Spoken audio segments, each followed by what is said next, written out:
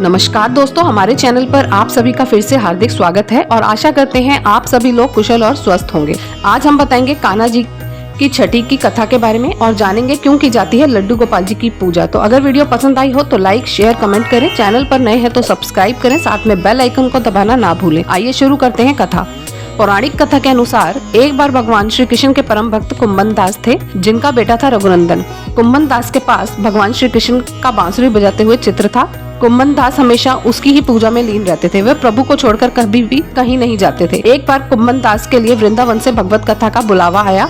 पहले तो कुंभन दास ने उस भगवत कथा में जाने से मना कर दिया, परंतु सभी के आग्रह करने पर वह जाने के लिए तैयार हो गए। उन्होंने सोचा कि पहले वह भगवान श्री कृष्ण की पूजा करेंगे और इसके बाद ही वह भगवत कथा करने जाएंगे। इस तरह से उनका पूजा का नियम भी नहीं टूटेगा। कुंभन दास ने अपने पुत्र से कहा कि मैंने भगवान श्री कृष्ण का भोग तैयार कर दिया है, तुम बस ठाकुर जी को भोग लगा देना। इतना कहकर वह वृंदावन के लिए निकल पड़े। कुंभन दास के बेटे ने भोग की थाली ठाकुर जी के सामने रख दी और उनसे प्रार्थना की कि वह आए और भोग लगा लें। रघुनंदन मन ही मन यह सोच रहा था कि ठाकुर जी आएंगे और सभी मनुष्यों की तरह अपने हाथों से खाएंगे। कुंभन दास के बेटे ने कई बार भगवान श्री कृष्ण से आकर भोजन करने के लिए कहा, लेकिन खाना उसी प्रकार से देखकर वह निराश हो गया और रोने लगा।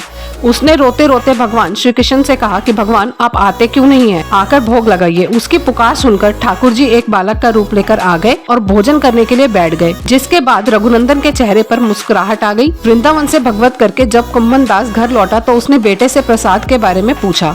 रघुनंदन ने अपने पिता से कहा कि ठाकुर जी ने सारा भोजन खा लिया। कुंभन दास ने सोचा कि अभी रघुनंदन नादान है, उसने ही सारा प्रसाद खा लिया होगा और डांट की वजह से झूठ बोल रहा है। अब रोज कुंभन दास भगवत कथा के लिए जाते। जब वह घर वापस आते तो देखते सारा प्रसाद खत्म हो जाता था। कुंभन दास को लगा कि अब उनका पुत्र कुछ ज्यादा ही झूठ बोलने लगा है। कुंभन दास ने एक दिन लड्डू बनाकर थाली में रख दिया और दूर छिपकर देखने लगे।